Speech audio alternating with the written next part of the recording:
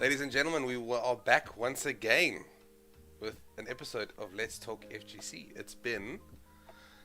Sometimes I don't keep track of my own episodes, so I know it's been a week. I think the last one was on the 12th. I had a week break off for my birthday. It was really nice. And just getting ready for the end of year plays that's happening in life and such. Here we are again with episode 17. I can't believe we are this many in already, and this one's a very special one for me because me and this gentleman have been speaking for a little while, getting things sorted, and we finally have got him here. We got a date scheduled, and for those who are joining for the first time tonight, this is Let's Talk FGC. It is a first to 10 Q&A between me and our guest for the evening, a somewhat deep dive into what the FGC might not know about them, their views, and some interesting topics along the way. If you'd like to find out more about FGC Africa and Sheldzable, hit !socials in the chat, and everything will be there for you. Today's guest is one of the Kenyan Kings in the NRS FGC. The man stands here a proud pro gamer, having chosen gaming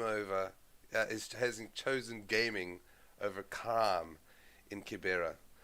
A pillar in the African Mortal Kombat XL community, encouraging and supporting players who have gotten involved. Today, we're getting to know BrianTheBeast on a personal level. Beast, how are you doing, my man? I am easy. I am exhilarated. I'm excited. I'm just like, man, I'm good. I could tell you've been vibing, man. I've been feeling the energy coming through when we just got on our call already, and I'm really glad to have you on the podcast. So it's like, tell us where you're at, what's going on, how's the day been? For the last 3 and for the next, it's supposed to be 10 days, I've been doing activation in the mall, and I've been given the chance to test out an LG OLED screen that is almost 80 something inches. So we all know very well that the bigger the screen, the more lag is there. So this screen has been fitted with G-Sync drivers. So my duty here is to teach people how to play okay while testing out how the screen doesn't have lag. 1 ms per second. You know what I'm talking about? Yeah. In the precise inputs, and lag is the greatest enemy of all games. I've lost tournaments because of lag. It's sad. And for the first time, I can say for free, I mean, we're going to solve the problem whereby there is lag screens. You won't lose because of lag. So I've been here for the whole day playing with random people who don't play games at all and teaching them and stuff. And I can say it has been a good day. And this just tops it off. Like this will bring out the interview. I've been waiting for this That's awesome, man. Well, we're gonna jump straight into the first 10 Q&A. For those who are aware of it, it's just like fighting, but except this time we're getting to know him. So, question number 1 is this is a staple in the Let's Talk FGC staple, and it's let's hear about your intro into the FGC and competitive fighting games mainly. I want to know where you came from as a kid to where you are now, especially with fighting games. Tell us the story. So, should I start from crawling or should I start from baby class? I think I started gaming around baby class. But what got me into gaming was my uncle. But first, before gaming, I was a kid that was raised with a lot of movies. So Arnold Schwarzenegger, Rambo, who else? Those were my guys. Chuck Norris. I grew up watching these action movies all throughout as a kid, and I wanted to be one of them. I specifically wanted to be Commando because he play and he mops like it's nobody's business. So one day my uncle comes back with a you remember this Terminator with the black? It was black, yellow cartridge, 2 blue buttons, and it had a gun. And I could shoot stuff on the screen. Like I shot a duck on the screen, and I was like, wow. So from watching movies to actually holding something that can shoot something inside the screen for me was just a turning point. I was like, this is better than movies. I want to be doing this, and I think that is where me and gaming started. Okay. And then I got to first grade, class one, and I remember there was a gaming joint, a gaming den that was open next to my school. So why is it a gaming den? This is a place where somebody has set up, he has put consoles and screens, and you come and pay for a duration of time to play. Because back then these things were expensive. Where I came from, it was it was too expensive for us to even imagine having those things at home. Even though my uncle brought it once, PS1, Nintendo 67, those ones were expensive and we couldn't. So I used to go to this gaming den to play the games. It was called after homework. And this is where my interest in fighting games started. So I watched a Mortal Kombat movie, and then the next day I go to this place to play, and I find Mortal Kombat in this. They had a Sega console, and back then there was no frames or nothing. You were just pressing box, and it was just infinity punches. And I was like, "This is it." So I think the more I kept playing, the more I got hooked into this. But then I didn't think about pro gaming. I was just gaming for as a kid, because first of all I hated outside, and I sucked at playing football, and people used to kick me out. So I was like, I'm better at this. So I started to video games, and I started playing video games from that time. Too late. Yes.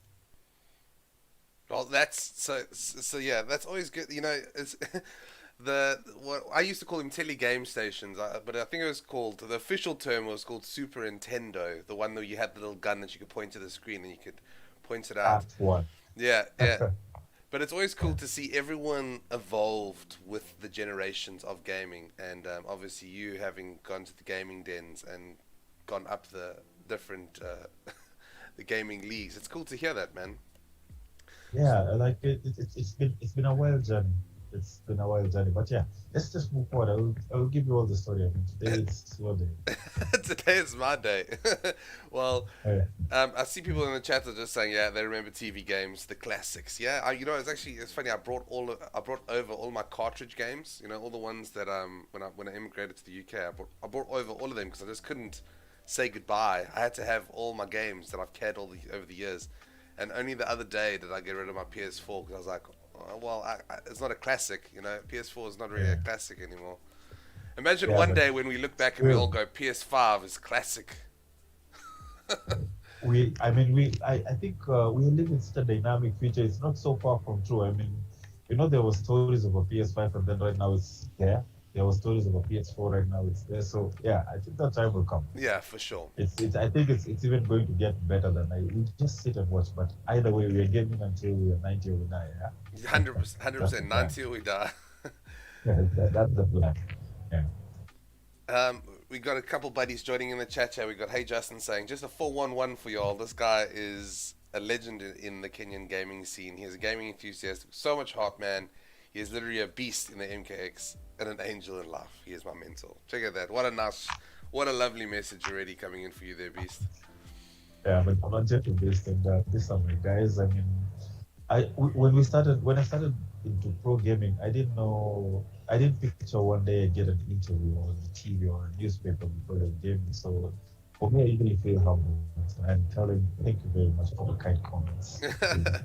Yeah, well, I'm sure there's going to be loads that come in. So I was just checking with levels and stuff. They said your voice is a bit bassy, but I think that's just because of the pure beastness that comes in. I should be okay. I will try. To what do you call it? Well, Yeah, that word. I forgot that word, but I will try to project more. Yes. pronounce is the word, but your voice is with the mic closer to your face now. It's actually a lot better. So Okay. I'll get it like this. yeah. So pro gamer is a term that is used across the board when it comes to esports. And Yes. a lot of people have different definitions for what it is. But yourself Yeah. is someone that is a self-proclaimed, and you've got a whole bunch of things that make you it now. So, what defines a pro gamer, and what fits you into that term? I think what defines you as a programmer is your commitment to gaming. Yeah, I know a lot of people who play, but I can't specifically point at people besides folks and guys from abroad that just purely do this 24/7. Every tournament they're there. So I come, like, the term pro gamer for me was like I committed to this. I said I looked at where I came from, and I look at the, what do we call it? I looked at the opportunities, and they were so less. And then one day on YouTube, I'm watching a guy playing a tournament for Mortal Kombat 9, and I see him get paid over 100,000 USD. And I was like, this is the same thing I do. Like, this is what I do. And that got my curiosity so high that I started to learn the game, even though I didn't know. Like, before I would hold the controller and just mash, and it gets to a point now you're holding with 4 hands and, doing all that funny stuff. Muscle memory. So I used to do that. But yeah, so I stopped mashing, and I actually had to learn myself. There were no people to show you, like, hold it like this, do this. No, I was waiting for clips like in tournaments to see how guys are holding the controller. Does that make sense? Yeah, 100%. Like, I would wait for the cutscenes, like when the video is showing the players, and I would watch how they're pressing and holding the controllers. So for me, I had to, like, practice, and it's not just 1 day, 2 days. It has been since 2013 to date. So I think the pro aspect comes because I've put in the time to practice and become good, leave alone going to tournaments. And then after practicing and becoming good, I went ahead and decided to get and earn money from this.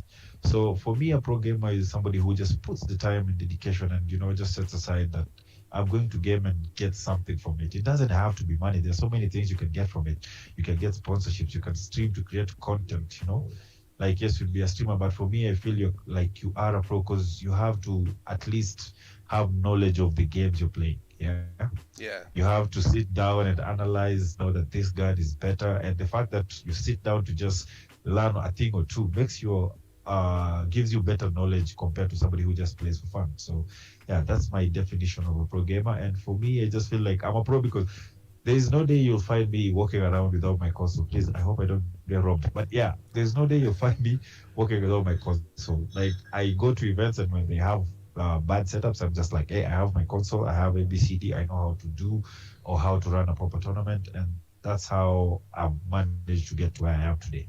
Yeah. That's a real great answer. I really like the fact that it's what you put in.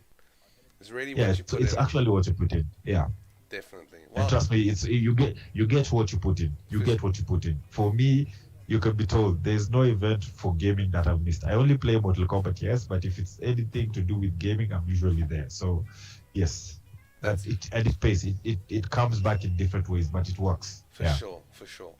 Well, talking about different events and things going on in the African FGC. As you know, this is what the whole show is about, and it's exposing the African FGC for what it is. The same question I ask every person is your views on how you feel about the African FGC in its current state, specifically in Kenya, and what can be done to improve it. Okay. First of all, I feel like we have not yet caught up with the world. Like, I would say Kenya or Africa, except Egypt and South Africa, we're like 20 years behind in the gaming scene. Like, for me, in 2019, I got the chance to be a gaming mentor, and I worked with one of the biggest ISPs in this country. And my job was to go around the country teaching people the values and how to play video games, how to be a pro gamer, how to make money through gaming and all that. I did this around the country, and I was doing my little research as I did this. And imagine, there was a challenge that if you beat me, you get 5,000 bob credit, yeah? So yes, there are people who can beat me, but they're only in Nairobi. So outside Nairobi, there was nobody who could beat me until I finished the whole tour for almost a year. So that went to show me that we still have a lot of work to do, because people don't fully understand the potential in gaming. People only see gaming as something addictive, gaming as something that wastes time, and they don't see the benefits that it brings. Like, they don't see the educative aspect of it. They don't see how like, you can't compare an average gamer's reaction time to a normal person's. I mean, we see things even before people see them. We react to things even before. Like, you are looking at a screen, you're shooting guys in Apex, you have to make sure you raise your buddy who's dying and screaming in your ears. I mean, your hand-eye coordination is on point. You cannot exactly. I'm dying. I'm over here. I'm dying. Like that somebody will even give you the coordinates, which is something not so many people can do in real life. People don't even know what coordinates are. So I feel like we are lagging behind, but we have the opportunity to grow, because this has been put on the light and on the table at the moment. When people like you put me on interviews, when CNN puts me on their interviews, it's showing that I'm already doing something about it. And I think for me, what I do personally is try to educate people even more. Like it got to a point I stopped practicing to play Mortal Kombat to be a pro, but to start playing, like teaching people. So I feel like there's chance of growth. We have a lot of work to do, Africa as a whole, if you ask me. Because one, connections trash. Playing online for me is like cancer. Like I can play offline so well. I go online, I just sense a drop of lag. I go nuts. I go and say, like, for me it won't work. I'm just like, yeah, thank you for showing up. That's it. You see? And these are problems that not gamers can solve, but you know, the what do you call it? People in charge in the government, people who run these ISPs in the country are the ones who can make these changes.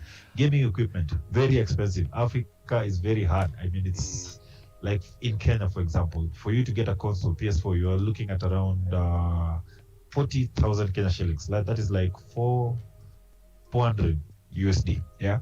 And for a regular person who, PS4 is 400 USD. Oh, wow. And you're looking at a regular person's income is less than 100 bob a day. Like that is $1, less than $1 a day. That is just some. Not everyone. That is just some. Jeez. You know. Okay. So yeah, when there is this kind of people who exist in the community, you'll find that gaming is hard to grow because you'll find only guys who are well off are the ones who can game properly. But for somebody like me, man, before I got here, I had to sweat blood, and it's my favor from very nice people. Like, you know, just somebody just goes out of their way to do something for you. That's how I was able to even get my first console and stuff like that. Yeah. So I can't say it's easy. Yeah, like for me, I decided I'm going to do gaming. And like I said, when you put in the work, the way it comes in. So you'll find for people who don't have that kind of drive like I do, it's going to be very hard for them to join this industry. And this industry requires you to have something of it. You know, PSN is expensive. Games, we're looking at 5 USD plus. So it's all doubles up to a lot of things. I mean, the government, the people, the mentality of people. So there's a lot of work to be done. Yeah, I get you. But we are doing something already. When you make these shows, when Carl or Charlie Wolf does the streams and invite people to do first to tens, this is growing the seed. We are making noise and showing people that we are there. And that's what is needed to grow the community. I mean, once people catch wind of this, it's just going to be a little time before it blows up. But we're in the right space, and I think we take our time with this growth. Because if also something comes fast, it will disappear fast. Yeah. So for me, I feel like let's just take that time and go with it as it is. Wow, that noise. Yeah, like we're growing. Yeah. But we still have to put in time and put in effort. No, of course. We have a long way to go, but it's something that we can reach very fast because we already know where all the problems are. Yeah, well, look, I think, you know, the positivity of you obviously saying it, you know, the more exposure, the more people that play, the more people that get involved. Obviously, you know, Africa might not have, and I'm super surprised at how expensive a PS4 is in Kenya. Because that is just the PS4, not even the games, not the controller. That's insane. And I've always said that ISP charges in Africa have always been ludicrous. I saw this unlimited, uncapped deal go on for like a 4G network in Zambia, and the deal was just so bad because it was only like after 10 p.m. at night. So I was like, who's playing it? No, for some of us, it's after 12 a.m. That's when you get good deals. And who is there at 12 a.m.? Who's like playing people games think I'm a night runner because you know, there's one time I'm playing Epic and I have these earphones, they have noise cancelling, so I'm shouting, I'm dying, in Kiswahili, like Nakufa, I'm dying. So somebody kicked my door and entered because they actually thought I was dying because we're playing past 2 a.m. going onwards and everyone is asleep by then. That was wild. That is wild, I bet. So you find like 10 guys like, what's happening? And I'm like, oh no, sorry guys, it's a game. Well, look, one day we're gonna all have really good infrastructure. You know, we're gonna all have really good internet, no lag, good old LG OLED at the back there, and we're gonna have no input lag. And we're all going to have... Exactly. And you know what it's going to be called? It's going to be called an African offline event, because that's what we're going to organize. We wouldn't have to worry about playing online, because that's going to be a thing of the past. All the guys are going to get together. We'll meet halfway. We'll all meet in Kenya. How about that? At your house.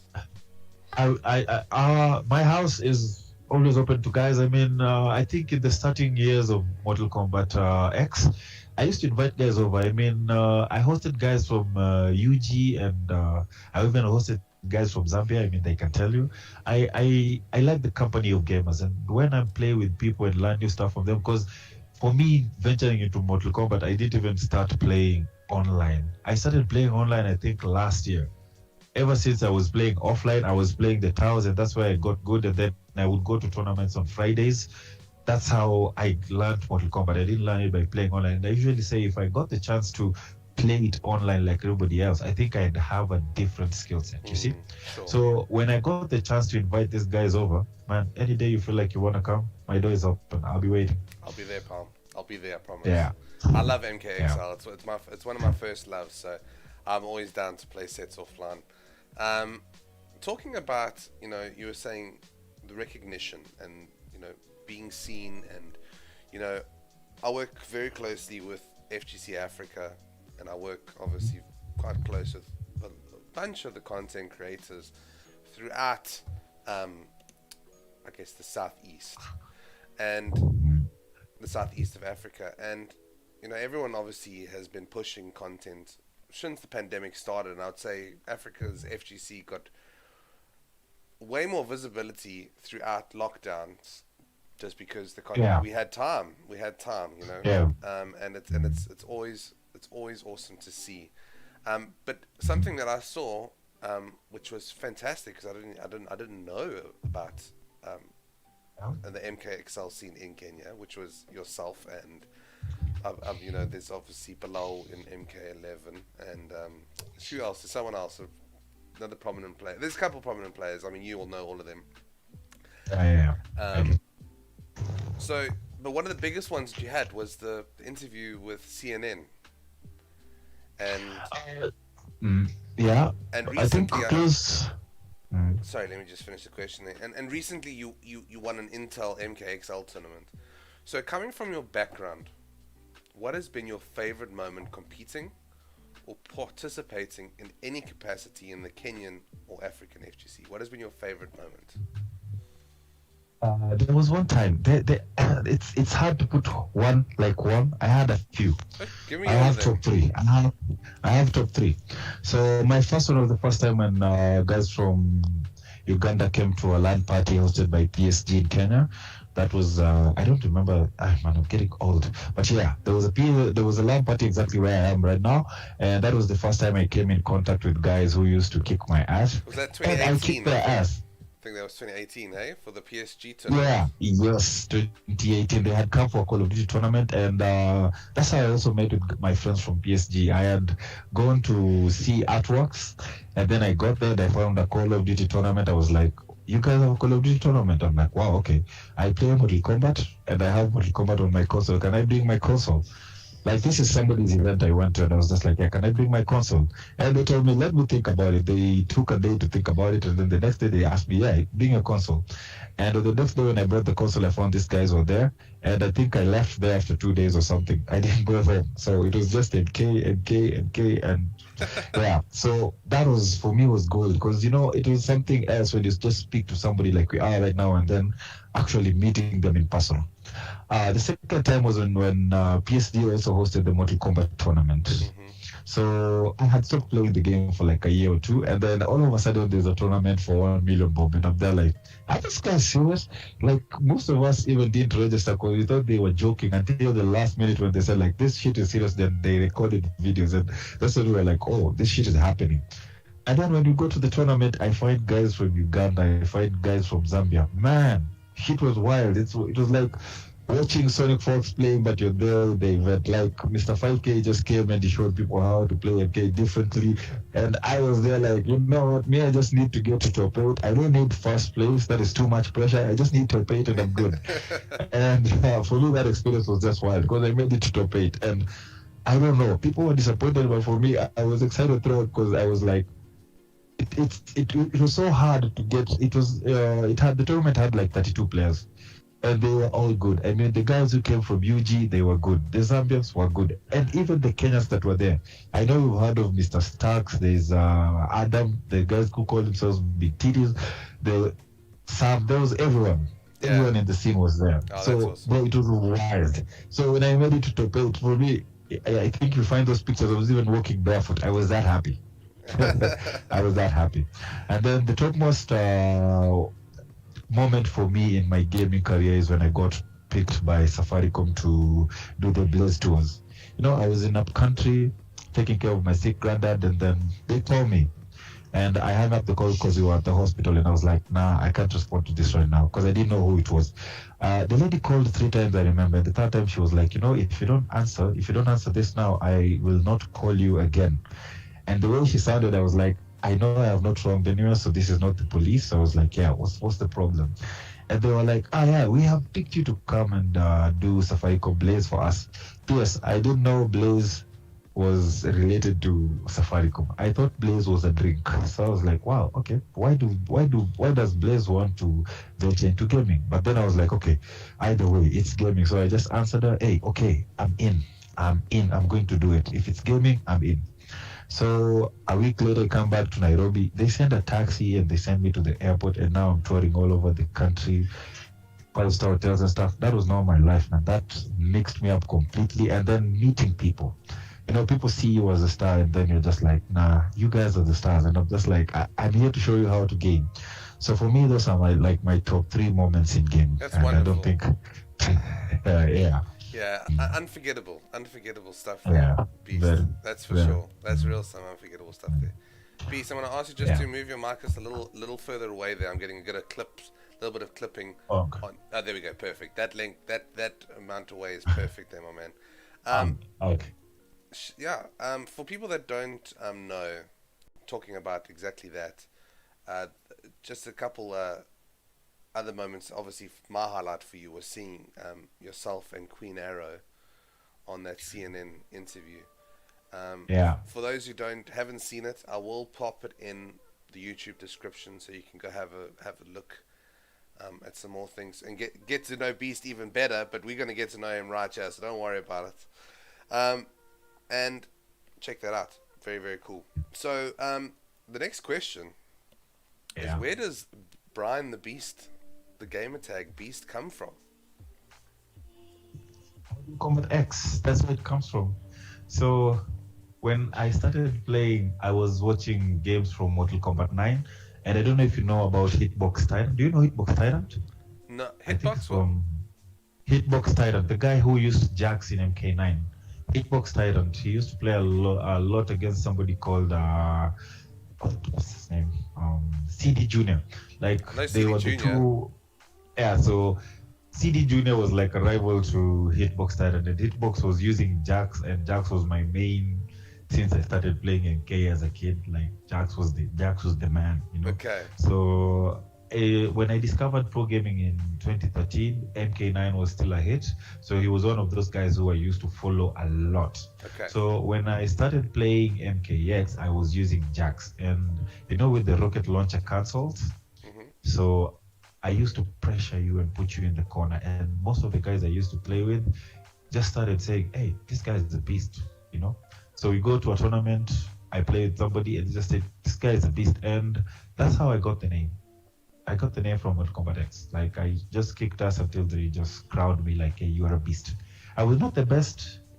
I was one of the best. But they crowned me as the beast. I love stories of being crowned or being the name given to you by your community. That's the best. Yeah. I did come up with that. Nah, that's awesome. Well, we've just made it to the halfway mark of the first to 10. And now we're going to go into a couple bonus questions. But before I go into those bonus questions, I'm going to just do a couple plugs. Guys, if you are your first time here, please like, subscribe. If you're on Twitch at the moment, please follow me, like, subscribe, and hit the notification bell, because I only go live for Let's Talk FGC. So if you want to see episodes, you don't want to miss them, you want to get a little bell happening, you know where to be. More importantly, you need to go follow BrianTheBeast 19 on Twitter, and go follow his YouTube channel, Beast Gaming. Okay, I will be linking those down. If you're watching the podcast later or listening to it on Anchor or Spotify, you can check it in the description or in my link tree. So, bonus question is Yeah. if animals could talk, Yeah. which one would be the smartest? Which one would be the smartest? Yeah. I love cats. I'd like to know what cats think because my See, cats are wild. They just sit there and look at you like, Yeah, so I have this cat of mine. I do for it everything. It doesn't move. It doesn't do shit. yeah. And then there's one time I was sick and we're just two of us. It comes in with rats all the time. And it's putting for me in the plate. Like, it's like, oh, so you're sick. Let me feed you. Yes. For me, it will be cats. I would like to know what cats think. I Okay. don't think they're smart, but I just like to know what they think. Fair enough. Fair enough answer. So, Yeah. if you were an artist, what would you Yeah. paint on your first day? If you could paint anything on your first day, what would you paint? That's a bad question. I am an artist. I am a graphic designer. I am an artist, and I do paint and I dress people. I do portraits. I paint. Ah, Yes. well, that's a terrible I question. paint. It's supposed to be a bonus question, and now it is a question.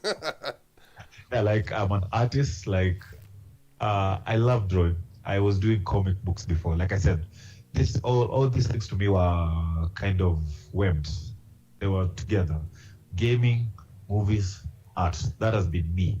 So drawing and painting, that is what I'm doing when I'm not gaming, when I'm not working, when I'm not hustling. I'm drawing or painting. I mean, even at the moment, I'm working on a very big painting. You will see it very soon on Twitter. But Please, yes, I want to see it I on do Twitter. paint. Give me a sneak peek on WhatsApp or Twitter DMs next week. Definitely Promise, will. eh? Promise. Okay, good. I promise. Good, guys. Yeah. If you know the deal with Let's Talk FGC, please feel free to ask any question you'd like in chat. Just remember to @Sheldzable in the chat, and I'll ask it at the end of the next first of 5. All right, let's go straight into it. So, Beast, humble beginnings is something that you definitely hold quite close to your heart. I mean, I've seen where you come from. I know what you've been through. Having been a self-taught player through YouTube, and now a tournament host for Pro Series Gaming. You tell us how these gaming dens you do for kids in the community helped mold you as an esports competitor. Okay, for me, it's so many things, and I sometimes I feel I hate where I come from, but then again, I grow to love it because I wouldn't have become who I am if it was not for the place I grew up. I grew up through a lot of hardship. I mean, like I said, at some point we were rich, we had everything, and then one day we got poor and we didn't have anything. And I got a taste of both lives. I know what it means to have, and I also know what it means to not have. I mean, this is coming from somebody. I've starved. I've stayed without food for like 3 days. We were even walking with my mom in a market, and I passed out. And my mom is kind of strong, not like me. I was a weakling. So when we were walking through this market, I kind of passed out, and somebody gave me milk. Like that's how hungry I've been. I passed out from being hungry. So I know what it means to have, and I know what it means to not have. Then number 2, I grew up in gaming dens. Why do I say this? I used to escape from school. Like I would pretend I am going to school, so I leave home in the morning, go to a gaming den, go back home in the evening, and I did this for 2 weeks. Then on the 3rd week, I find my class teacher at home in the evening, and here I am like, hey mom, I'm coming from school. And the teacher is seated there is like, nigga, I haven't seen you in 2 weeks. Where have you been? Bruh, I was beaten close to death. Wow. I was beaten close to death. So most of my times I spent in either video places. They were like cinemas, but shady cinemas. Like a cinema, but not the actual thing, but a thing like that. Okay. We had cinemas, like we have gaming dens, we had video dens. So Sure. I'm a kid that grew up in these 2 places. And one thing people already know about Kibera is it's full of poverty. And where there's poverty, there's all kind of shit. Yeah. Crime is high, drugs or whatever. I mean, I even got a phobia from sleeping because I thought my house would burn down because I've been putting fires out since 2011, Yeah, So sure. there's a lot of things happening around here. But when we go back to gaming, I used to work.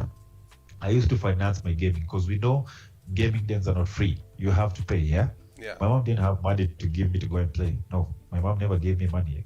She even took my money. Like, there was one time I bought this. I don't know if you know the brick game. So my dad gave me 500 bob and he told me like, hey, go and buy a brick game. Go and make yourself happy, And the first thing that came into my head is, I just want a brick game. And I went and bought it. After buying it, my mom comes back and sees it and she's like, hey, you spent all this money on this. And she beat me and she took me back to the market and gave it back to the guy and said, I stole that money. So I had to learn how to grow without having a lot of things. Sure. So as an adult, I try to sit with these kids because these days there are not so many people who can teach you and it's so easy to get lost. Like for me, it was so easy to get lost, but I don't know. It's just that thought of self-preservance, like you just want to preserve yourself. And I think that's how I became an adult, man. Most of my guys, most of the people I grew up with, they're either dead or in prison, like out of like 30 people, I think we only left 3 or 2 of us. Yeah. Sure. So, and for me, I'd say gaming saved me, I didn't go out there to play football, no. I mean, probably if I was in football, I would have died because just of association, Sure. Like there was a time crime was so high that they just killed by relation. Like you walk with this guy, he's a thief, you're definitely a thief, you die like that, you see? So this is where I came from. Yeah. And for me, I would say gaming is what saved, because what was I doing? I would go to video gaming dens and then play game for guys. I mean, I was so good at games that I used to solve problems for people. Prince of Persia, Two Thrones, God of War, Crash Bandicoot, you name it. There's no game I haven't played. Resident Evil. I used to play those mission games. So it was like, guys, they pay for me, I pass for them a mission, or they even pay me to play for them. Okay. Yeah, I don't know if you remember this game, Bully by Rockstar. Yes, I remember Bully, yeah. I used to get paid to play for people for that. So for me, most of my life revolved around gaming, and I'd say it saved me from a lot of bullshit that was going on outside. Sure. So these kinds of lessons, learning them now for these kids right now, it can be a bit tricky, Like it was so close. It was that close. Maybe I would not be here today. I mean, I even got into a point where I was wanted by police once because of a mistaken identity.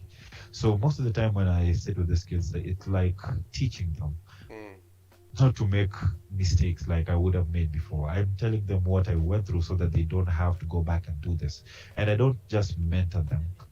I play video games with them. I teach them how to paint when I get the chance. I recently got somebody from Japan who has a coding school, and they told me, hey, get us kids. We want to teach them how to code. And what did I do? I didn't even have laptops. I borrowed laptops from friends, and I was like, hey, I want to teach kids. Like, I want to use my gaming to elevate my community, Like, sure. I don't just want to make it, the thing with people these days is they just want to make it. And then after you make it, what? Like, that's the question I ask myself. After you make it, what? For me, I want to make an impact in somebody's life, because for me, even to get to this point I am today, it's by the mercy of good people. People took care of me. My mom was not able. My dad died. And I'm the firstborn to like 6 kids, so I take care of my siblings, my mom, my granddad. I take care of people. So for me, I feel like it's my duty to take care of people more than just to make it. People just want to make it in this life. And for me, I don't feel like making it is the ultimate thing. And then I make it, that work. But if I know and I sleep and I know that I helped change somebody's life and made it make sense, I made them be able to do something with their life and even move from the ghetto. Man, I can sleep so well even if I don't have anything.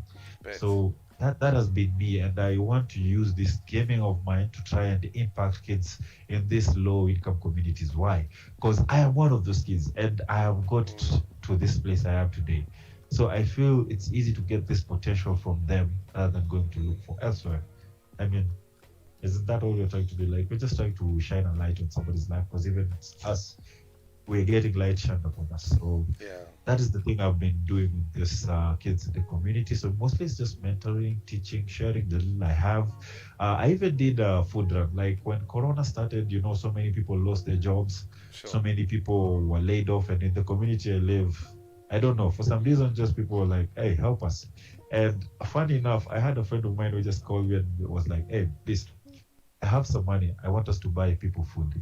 So since Corona started, I think somewhere mid this year, we were buying food for people every month, and we started feeding from 10 families, and we ended up doing 100 and something families. Oh, wow. And it was just me and my friend and my little money and his little money, and it's just that, doing that for the community. I mean, I feel like, yeah.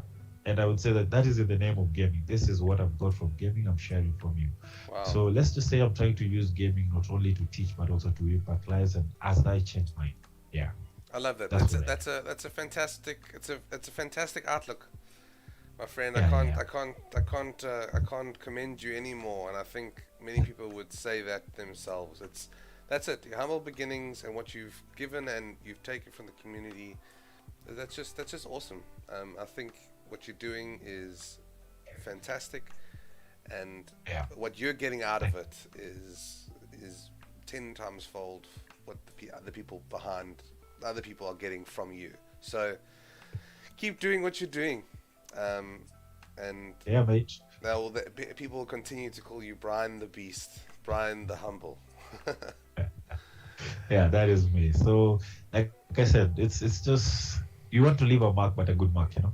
For sure, That's for me is the biggest thing. I don't definitely. want to be the best of anything, you know. Even in Mortal Kombat, I was never the best. I think the most I ever got was like second place. I used to get beaten bad by Stacks because he refused to show me frame data.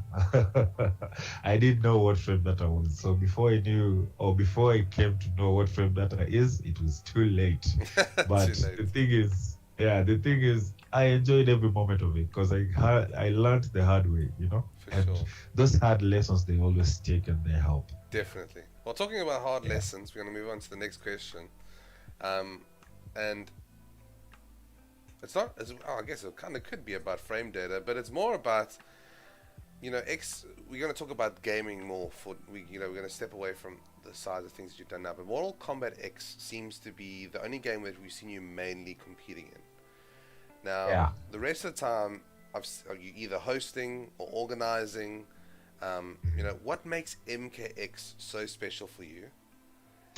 And not staying the curve and switching over to MK11 or Injustice 2. Why didn't you change? Why did you stay with Why did you stay with MKX? For me, it's a bit. MKX was the perfect mistake. I don't think these people intended to make this game like this. It was a mistake, and it was a perfect mistake. I mean, this game is also broken. I wouldn't say it's not broken, but have you ever learned something like the run mechanic for me, the consoles? The game was fast-paced, and you can be creative with combos. I played MK11. I went to tournaments for MK11. I was so bored. I watch MK11 tournaments. I fall asleep. I don't hate the game, but it just doesn't have that. You know what I'm talking about. There's just something in MKX that is only found in MKX.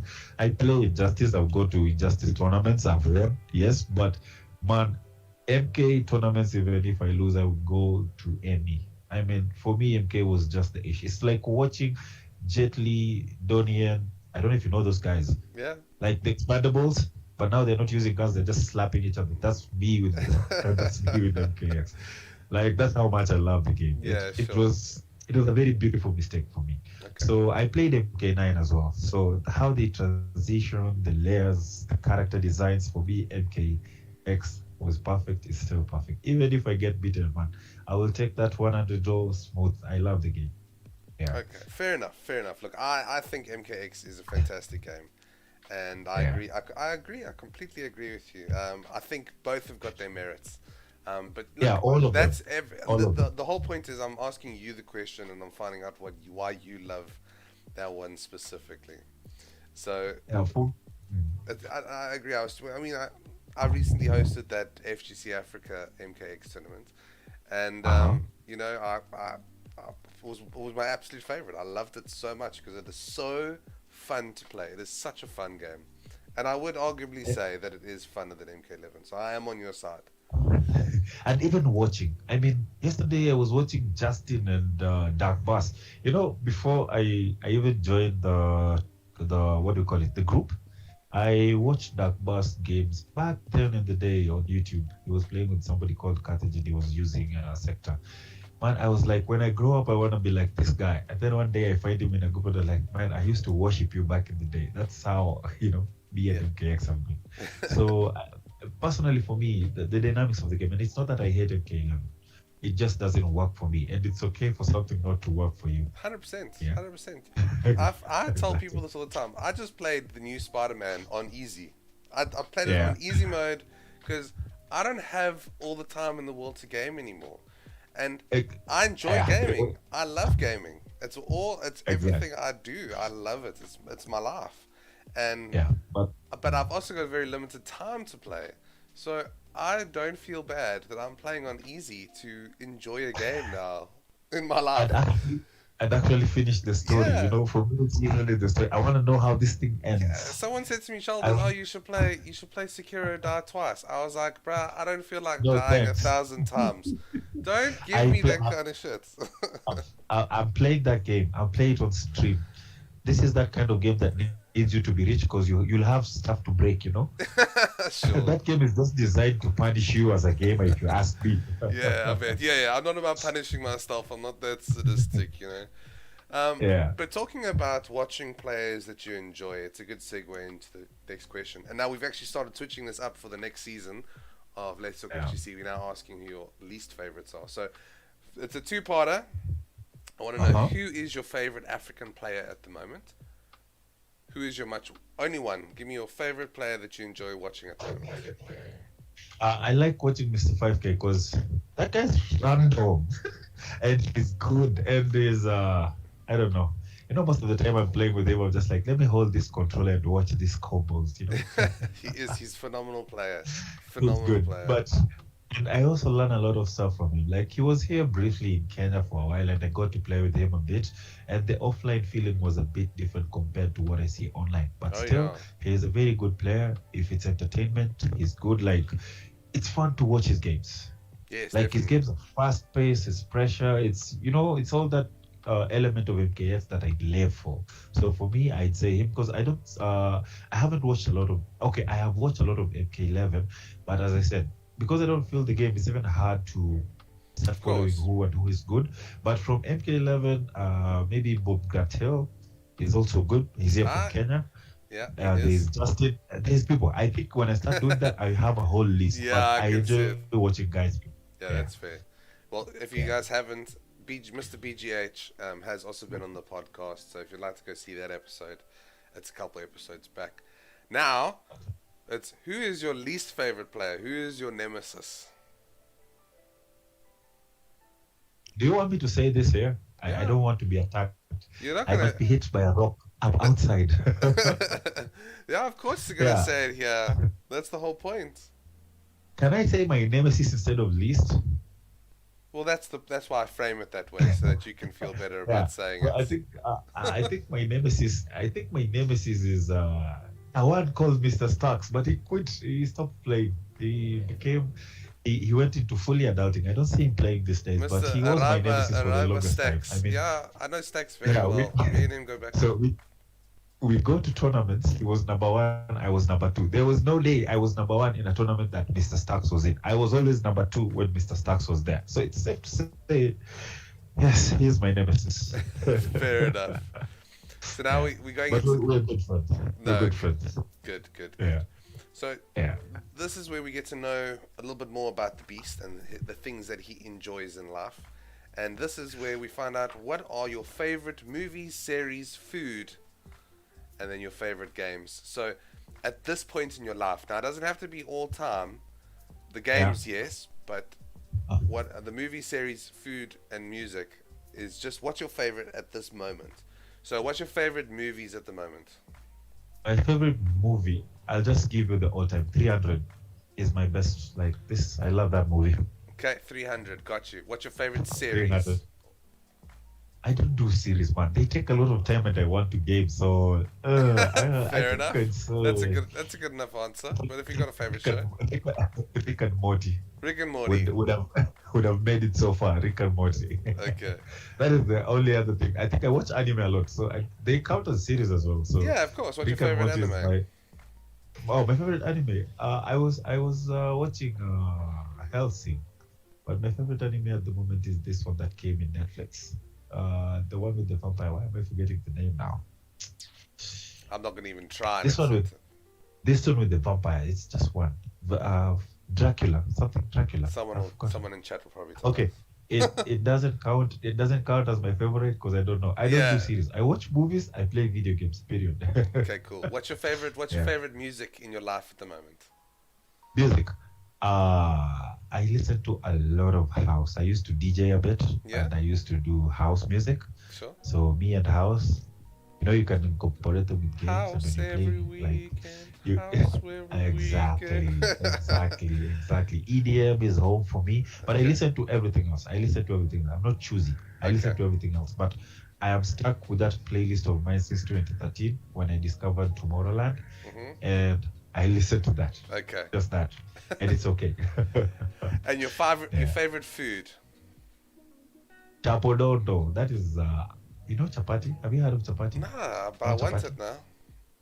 The Indian bread. They call it the Indian bread. Nah. That one. Yes, Indian bread and beans any day.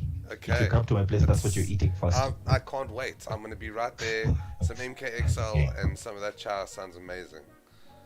Exactly. Yeah. Okay, then you got to hit me with your top 5 games of your life. Top 5 games of my life. Easy. God of War, Resident Evil, Mortal Kombat X. These other two can be free. Which ones? So Mortal Kombat is on top of the list, number one. God of War is number two. Hmm. Resident Evil, all of them. I don't choose. I play all of them. Number three, My favorite's number Wolf, 3, Nemesis. So that's my favorite. Wolfenstein. Number four. Yeah, Number five, Apex Legends. That's what I'm Apex playing Legends. a lot these Okay, days. Yes. nice. Somebody says Fortnite. No, no Fortnite. I don't have time to build. Look, I played Fortnite. I gave it a try. It was good fun while it initially started. Now it's just too Yeah. much. I'm just like so much going on. I gave it another try That's not, the other day, and I was that's like, it. yeah, Like when it started, it was fun to play. I was waiting for Saturdays to play with my boys. It was yeah, fun. But these days, there's a car you can drive, this building. I'm like, yeah, wow, like exactly, it's too much. exactly. Well, Yeah. talking about that, we're coming on to our last question for the night before we go on to the Speedfire Fun Trivia Quiz, which is always really good fun. Yeah. Is there something special, so special about the FGC and esports? We could say gaming in general, but let's keep it in the genre and area that we're Yeah. in. In the FGC that we have in general, that attracts some of the kindest people from all walks of life. If you come and you chat on our show, you'll see I've spoken to many people, just Yeah. different walks of life, and you are one that has chosen a life of getting people in your community gaming rather than crime, choosing positivity over, just negativity. Yeah, negativity, and choosing to be a humble person in this, this one life that we live. So, Yeah. we spoke about it earlier about how gaming has molded the beast. But what would be your I framed this a little different earlier, but I would like to say what would be your go-to advice to people that are wanting to take up pro gaming and become a esports athlete. Okay, so for me, there's this thing. I say, do what you feel like doing when you have the energy and you feel like it. Yeah. So there was a time I was so invested into art. I put everything into it. I learned how to draw. I learned how to paint. I did everything myself. I finished that phase. After that, I went to school and did graphic design. I put all my time into that. I did that. I can do design. I did that. There's a time I wanted to do photography. I went to school. I tried photography. I do photography for a living. I taught myself how to DJ. I taught myself how to be a pro gamer. So it delves down to what makes you happy. Because somebody will tell you do this and do this forever, but the deal is you will not be happy doing it forever. You'll be happy doing it for the duration. You'll be happy. Then at some point you stop being happy.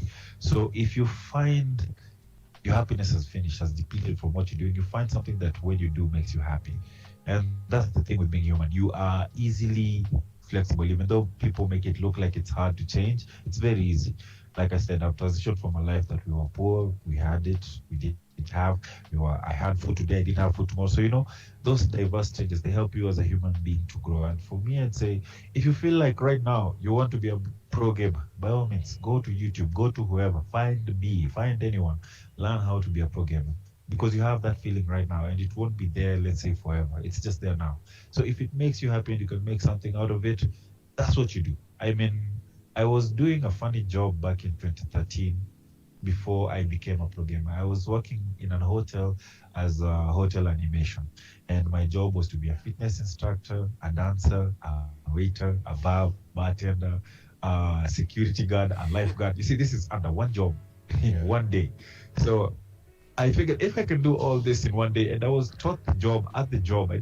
I went to Egypt. I didn't even know how to swim. The first time I went into a swimming pool was when I went to Egypt, you see? Yeah. So I had to learn, and I had to learn fast. And at the end of the day, I survived with that job for more than a year.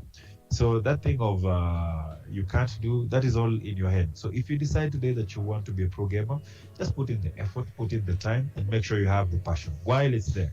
If it's not there, it's not going to be help you because you'll be forcing yourself. But if the passion is there, makes it easy for you to achieve anything, not even just pro gamer. So it starts with passion and your happiness. Those are the two key things that I find paramount in this life. Passion and your happiness. First of all, your happiness. You should be happy. If you're doing something that is not making you happy, don't do it. It's Fair enough. Passion and happiness. Exactly. That is the advice that you give to the boys coming into the FGC. Well, look, that's a fantastic answer, and it actually was kind of a segue into one of the questions that BGH had actually asked in the chat. So I'll skip that one. That's fantastic, dude. I loved it. Well done on your first to 10 Q&A. The people now know more about you, and now we're gonna check out a couple of the chat questions. Obviously, BGH asked, what advice do you want to give him making a career in the FGC? But that was exactly what I asked, so we're gonna skip on that one. And then I've got a question from Ready Steady Stabs that says, ask Brian, what is Reptile's real name? I'm old. Look at me, I'm old. I can't know his name. I don't know. I've been playing him as Reptile ever since. Honestly, I've never seen it myself, so I wouldn't know. I know the name of the clan, but I've forgotten the name of the clan. You know, guys, you should understand. Interviews are tense. You forget even your own name. I have forgotten his name, but I know his name. Yeah. Let's check. Okay, but then he also said, I need to tell you that you have a booming, beastly banger box office voice. I should do a movie, I should do a movie. Thank you, man. He says it's Zyzoth. Okay, well, maybe I pronounced it wrong. Also, MKX Jax is better than MK11 Jax. That is true. All day, every day, all week, every week, until we die. Jax, MKX, the best version of Jax ever. The rest, we like them, but not the best. Fair MKX, enough. I agree with you. We should be friends. Tell him we should be friends. He's listening. All right. Okay. So we're now going into the competitive part of the Let's Talk FGC, and that's the Speedfire Fun Trivia Quiz. For those who are here before, it's the same as last season, except this time we're going to base it on anything and everything. And if you have watched the episodes before, you know the questions tend to be similar. Answers are welcome in the chat.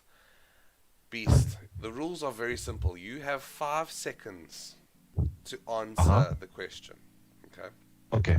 Okay. It's out of 7, meaning that they are... I think it's 5 questions. Let me double check. There's 5 questions, and 2 of them are out of 2. Okay, so it's out of 7. Okay. The scoreboard has been reset for the season. Season 1, Charlie Wolf came first, and Killjoy came second. Season 2, we had Mark the Shark in first, and Blino in second. You have a chance to get yourself high atop the scoreboard. So, take a couple seconds before you answer, because if you give the wrong answer, you're out. That's it. Okay. Okay. Alright, are you ready? I'm ready. Cool. Question 1. What is the total number of characters playable in MKXL? I would say, do we add variations or no? No, not variations. It's playable characters. You got it! You got it! It is 33. It is 33, correct. You got the 2 points. Well done. I was going to say, it is technically 36 if you had to count all the robots, which was 3 robots. That was what I was asking. Yeah. Like, All of them with the variations, because when we count 111, Yes. Cyborg is one person. He's But 4. when we start counting, like he's 4, but Yeah. the Cyborg is one entity. He only spreads when you choose the variations. So if you broke down to variations, Yeah. then we would have 102 Dude, to be precise. honestly, I make these questions so bloody hard, and you got that one. You're like the first person to have done it. Okay. It's 33 or higher, which was exactly what it is. It's 33. I've counted them, so I know. Okay, so next question is, Doctor. Gosh, I'm probably not going to pronounce this right. I'm going to just try anyways. I'll pop it in the chat so people can have an idea.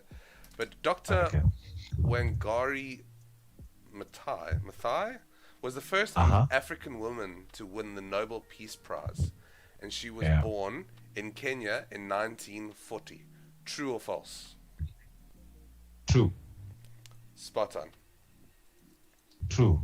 Yeah, that's correct. That is correct. True is correct. Another point. I'm just putting ticks here. I don't have to constantly put ticks.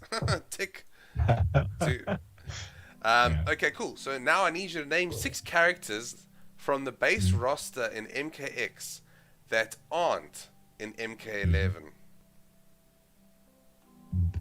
6 characters from the base that are not in MKX, not in MK11. Yeah, base 6 characters. 6 characters from MKX that aren't in MK11, not DLC. Not DLC. Okay. Kungjin, Takeda, Reptile, Ferato, Ferato, how many others? You need 2 more. 2 more. Ferato, there is why am I forgetting her name? Oh, you're gonna miss it. You got 1, 2, 3, 4, 5. Almost have it. Time's up. Time's up. Time's up. Sorry, you do. That question luckily was out of 2, so you get 1 point. The rest of the characters that you were missing were Kenshi, Shinnok, and Quan Chi and Ermac. What the fuck? I was just skipping them. Like I was looking for a female so that I could get to Quan Chi and the rest. Like, okay, it's okay. No worries. Okay, what animal cannot stick out its tongue? Crocodile. How the fuck did you know? I watch a lot of Nat Geo. Okay, well done. It almost looks like it doesn't have a tongue. You are absolutely slaying. You're absolutely slaying. Yeah. Okay. Cool. This is the last question. There is a number in here? That's basically the question. Mortal Kombat 11 has sold over 12 million copies worldwide so far. Okay. That means that Mortal Kombat as a franchise has sold more than this many million games to date, which, as analysts have already pointed out, also means that it now appears to be the best fighting game franchise ever. How many million has Mortal Kombat sold? 12 million. Well, more than 12 million. MK11 sold 12 million by itself, but also Mortal Kombat as a franchise has sold how many million? That's a lot, because we're not only counting Mortal Kombat. Yep, we're counting the franchise as a whole. We are counting all of it. Yes. Those people are rich. That's all I can say. It's a lot of money. The closer you get is how many points you get. So how many million have they sold? If they got 12 million from let's say from Mortal Kombat 11, this is the most recent, yeah? Yeah. So I would say X wasn't that popular, made around 8. That is 28. No, that is. Come, you need to give me an answer. You telling me. I'm counting out loud. Okay. I'm gonna give you 5 seconds. I'd say roughly close to 50, close to 55 million. You're saying 55 million. What? close to 55 I'm million. giving you the point. How on earth? Okay, that's correct. The answer is 57 million. So well done. What was that? I'm giving you the point. You literally smashed your way. You've literally done the best anyone has ever done on on the show. See that? 2, 3, 4, 5, and you're the first person to ever get 6 out of 7 on the podcast. Well done. You've gone straight into first place for season 3. Beast for the win! Beast for the win, 100%. Guys, Beast is a try-hard in trivia. Yes, Beast is 100% coming back for the top 8 trivia quiz night, which we're going to be doing on Let's Talk FGC. And that is, yeah, I don't think anyone could beat that. 6 out of 7 is great. Well done, Beast. Thank you, man. Thank you. Guys, we're at the end of the podcast, and we're just going to go through a couple things. So thank you so much to everyone tuning in. Before you go, it's time for the plugs again. Please remember to check out my Twitter, my YouTube, and my Twitch. I'm going to drop the socials link in the chats now. More importantly, way more importantly, is for you to go check out Brian's Twitter. It's at BrianTheBeast19, and his YouTube is Beast Gaming. Please go follow them. Brian the Beast Gaming. It's new. Okay, it is. Okay, cool. And I stream everything except FIFA. I hate FIFA, but Okay. I stream everything. If you would like to DM trivia questions, feel free. Otherwise, you will just get my hard-ass questions every week. But apparently, there's nothing for Beast. The next interview will be with JRBM from South Africa. Or JRBM, or however you want to say it. He's a Street Fighter extraordinaire who recently competed in Hit the Streets. Fantastic player. We'll be having him on soon. Just going to be working out dates, and then we're going to be finishing off the Team Gematrix management, which the co-owner Masol Prince will be coming on as well. We're just working out dates, guys. Right now, I believe, is it right now? Yeah. Right now we're going to be having Charlie Wolf Gaming is doing his fire sets. So please, when you leave here, go straight over there. I'm sure you'll see the chats on either Twitter or WhatsApp. So that's the episode, guys. Thank you so much for coming in. And as always, I ask that my guest for the evening, Brian the Beast, you close us out. Thank you so much for coming and spending some time on the podcast. I really appreciate your time, and it's been great to get to know you better. Brian, close us out there. Last words from you, my man. I would not like to leave last words because I want to come back, but I would like to appreciate you for what you're doing for the FGC. This exposure is what we need.